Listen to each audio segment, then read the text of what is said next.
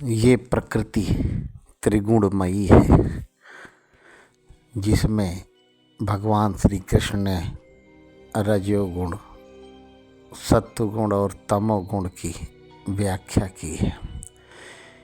यही पृथ्वी भगवान विष्णु की महामाया है और यही त्रिगुणमयी माया है। ये तो त्रिगुण हुए और त्रिगुणों से शरीर का संबंध त्रिदोषों से स्थापित होता है, जिन्हें वात, पित्त, कफ पतंजलि आदि ऋषियों ने, योगियों ने वात, पित्त, कफ को शरीर में व्याप्त सभी आदि व्याधियों की मूल में माना है। तमाम प्रकार की शारीरिक विकृतियाँ, व्याधियाँ, रोग, दोष त्रिदोषों के कुपित होने पर परिलक्षित होते हैं। यहाँ तक कि कैंसर, ट्यूमर, भयानक टीबी, तमाम प्रकार के वात रोग, हड्डियों के रोग, ये त्रिदोषों के कुपित होने का ही परिणाम है। त्रिदोषों को संतुलित करके हमेशा स्वस्थ रहा जा सकता है। स्वस्थ शरीर में ही स्वस्थ आत्मा का निवास होता है, जिससे हम ईश्वर आराधना, साधना और वैज्ञानिकता की कसौटी पर ध्यान, धारणा, समाधि तक पहुंच सकते हैं और ब्रह्मांड विचरण करने में योग्य और समर्थ हो सकते हैं। त्रिदोषों के संतुलन से हम स्वस्थ रहते हुए त्रिगुणों को संतुलित करने की तरफ बढ़ते हैं। भगवान कृष्ण ने गीता में कहा है कि सब प्रकार के उत्तम योगों में समन्वय का योग, संतुलन का योग ही सर्वोत्कृष्ट है। युक्ताहार विहारस्य, युक्त चेष्टस्य कर्मसु, युक्त स्वप्नावबोधस्य योगो भवति दुःखः। सब प्रकार से समन्वय ही महायोग है, अर्जुन को उन्होंने बताया। युक्त तरीके से आहार विहार, अपने कर्मों की परिणति के लिए उचित चेष्टा, उचित जागरण, यथोचित शयन, इन सभी का समन्वय, संतुलन ही महायोग है।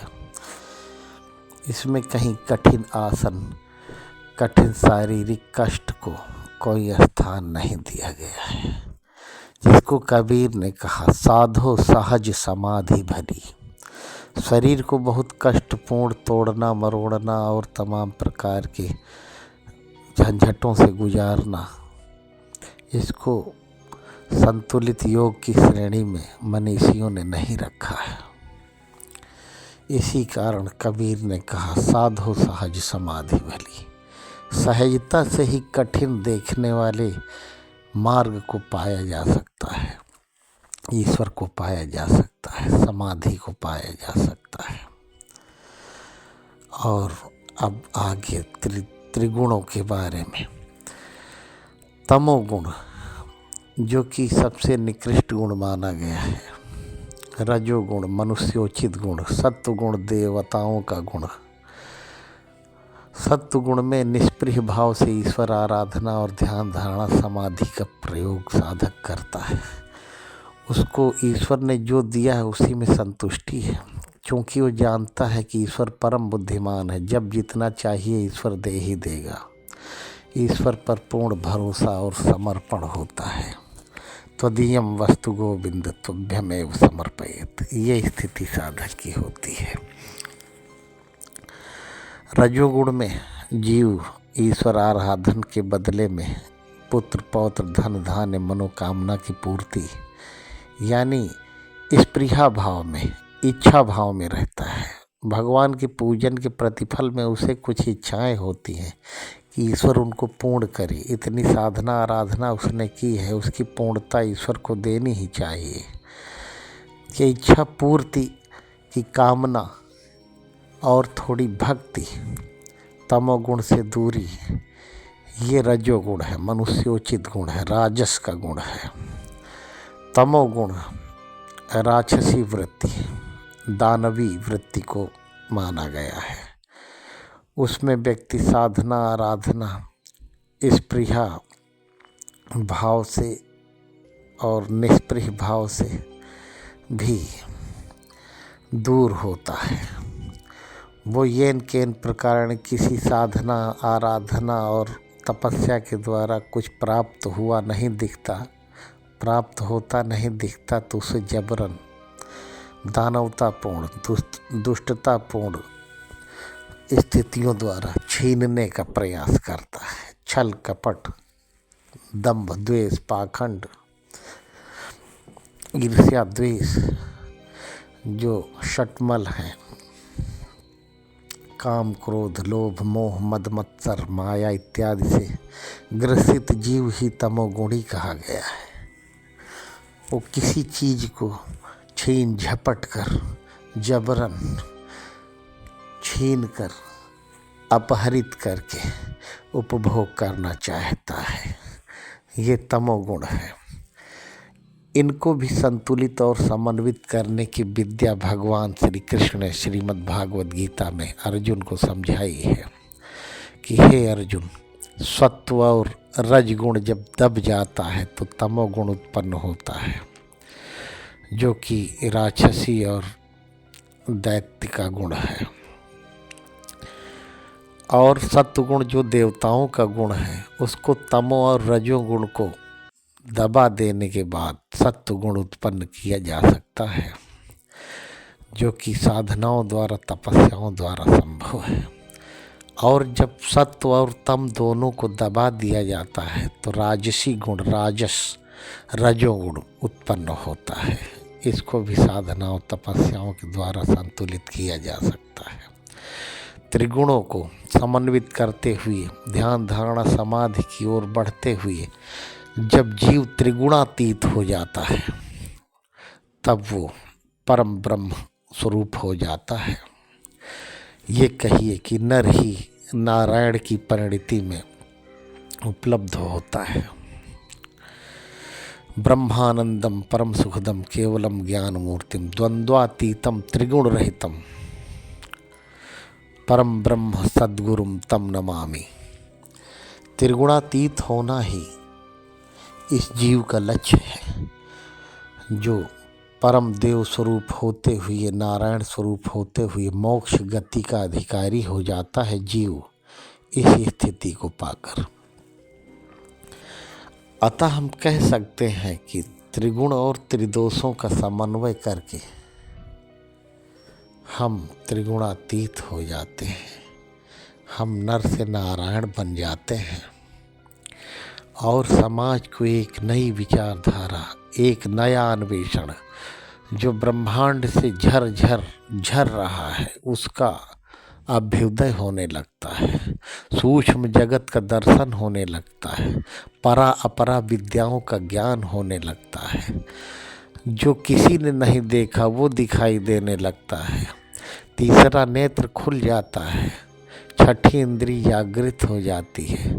सहस्रार दल झनकृत हो जाता है और परम ब्रह्म की स्थिति, नारायणत्व की स्थिति में साधक या जीव बहुत ही सहजता पूर्वक पहुंच जाता है, जिसमें कोई प्रयास नहीं करना पड़ता। सिर्फ अपने कर्म पथ पर साधक को अग्रसर होते हुए चलते रहना पड़ता है। इसी को कबीर ने कहा, साधो सहज समाधि भली। त्रिगुण और त्रिदोष मनुष्य योनि को ही प्राप्त हुए हैं। बाकी जो भी स्तनधारी चौपाए वर्ग हैं, जो जरायुज हैं, बच्चों को जन्म देते हैं, वो भी आकाश तत्व से रहित हैं। 4 तत्व हैं उनमें, लेकिन आकाश तत्व नहीं है। जिन कीट पतंगों में सिर्फ पानी ही भरा है, उनके मरने पर सिर्फ पानी निकलता है, अस्थियां नहीं है, रक्त नहीं है। वो जल या पृथ्वी तत्व से, एक दो तत्वों से। पक्षी वर्ग जो अंडज है, अंडे देते हैं, 3 तत्वों से है, जैसा कि वर्णन आया है। अतः मनुष्य ही पूर्णमदः पूर्णमिदं पूर्णात् पूर्णमुदच्यते की प्रतिकृति है। मनुष्य को ही ईश्वर ने पूर्ण कुंडलिनी नाड़ी युक्त सक्षम जीव बनाया है, जो साधना करके अपने आप का उद्धार करते हुए ध्यान धारणा समाधि से होते हुए परम ब्रह्म की स्थिति में जाकर परम तत्व में सम्मिलित होकर मोक्ष गति का अधिकारी होता है। लेकिन फिर भी वो भटक कर त्रिविधम नरकस्येदम द्वारम नाशनमात्मनः कामः क्रोधस्तथा लोभस्तस्मादेतत्त्रयम् त्यजेत। नारायण ने श्री कृष्ण ने कहा, काम क्रोध लोभ से ग्रसित होकर भी वो पतित होने का अधिकारी कभी कभी बन जाता है। और अपदीपो भव बुद्ध ने कहा, कृष्ण ने कहा, उद्धरेदात्मनात्मानं न आत्मानं अवसादयेत्। आत्मैव हुई आत्मानो बंधुरात्मैव रिपुरात्मनः। आत्मा ही आत्मा का शत्रु है, आत्मा ही आत्मा का बंधु है। मनुष्य में ही वो क्षमता है कि अपनी आत्मा को त्रिगुण और त्रिदोषों के सहित साधते हुए नर से नारायण बन सकता है।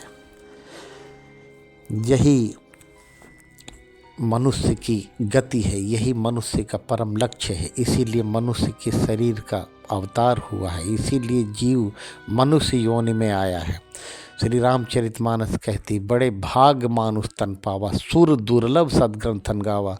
ये देवताओं को भी दुर्लभ शरीर है, हमें प्राप्त हुआ है, तो इसका कोई न कोई परमात्मा के द्वारा अभिप्राय है, इसका कोई प्रयोजन है। इसलिए हमें इसका सदुपयोग करते हुए निरंतर आगे बढ़कर नारायणत्व की क्रिया में अग्रसर रहना चाहिए। जिज्ञासु बनो, अपने जिज्ञासाओं में